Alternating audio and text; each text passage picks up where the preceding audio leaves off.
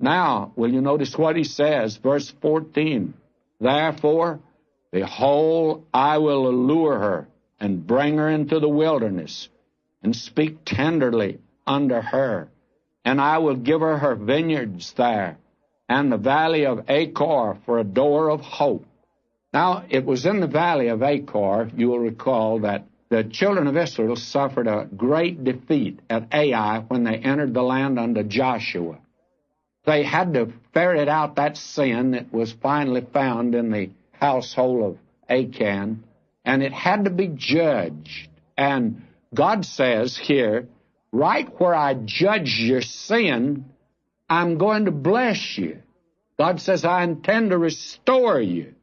Now, you cannot read this prophecy, that is, take the whole prophecy, and come to any other position than God is not through with the nation Israel. Now, I don't care what your theology is, friends. The Word of God is the important thing. And you might be able to spiritualize this, but I don't think you can do that, because when God speaks here, He's using a great deal of geography. And I think that when God says Israel and Ephraim, He's talking about a definite people, and He's not talking about you and me, but there are tremendous lessons here for us, not only as individuals, but I think for the nation, for that matter. And there was a time when this nation would hear the Word of God, but they've long since passed that stage. I'm reading verse 15 again, and God says, I will give her her vineyards there and the valley of Achor for a door of hope.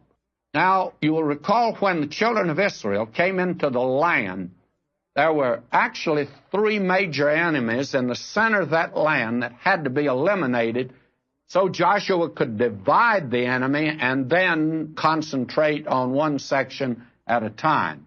The first was Jericho. Jericho represents the world. And then he made an attack upon Ai. That represents the flesh. He thought that was easy, and a great many people today think they can live the Christian life in their own strength by means of the flesh. And that always means defeat, by the way. And Joshua was defeated at Ai. But a great lesson was learned there. And God brought them down to the valley of Achor, and Achan was found there to be the one who had sinned at the destruction of Jericho. God told him not to touch any of the unclean things there. And those people were eaten up with venereal disease. And God had a reason for it. But this man disobeyed. And old Joshua, you remember, went down on his face and cried out to God. And he was as pious as I've been at times, complaining to the Lord. The Lord says, get up off your face. Israel hath sinned. You have to deal with sin before you can have a victory. And God says, now you deal with the sin. And they dealt with it in the valley of Achor. And from then on, it was victory for this man Joshua. When you deal with the sins of the flesh, it'll mean victory. And therefore, he says here, and the valley of Achor, a door of hope. God says again, I'll judge your sin. And after I've judged your sin, there'll be a glorious, wonderful hope for you in the future. And she shall sing there, as in the days of her youth, and in the day when she came up out of the land of Egypt. So he's definitely referring to that period. Now, he says, and I'll give you a door of hope, and she shall sing there as in the days of her youth, and as in the day when she came up out of the land of Egypt.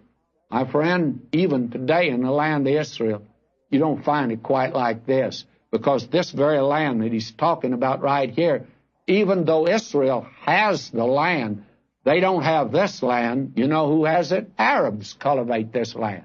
This is up near Shechem. This is up in the place where Joseph is buried, the tribe of Ephraim.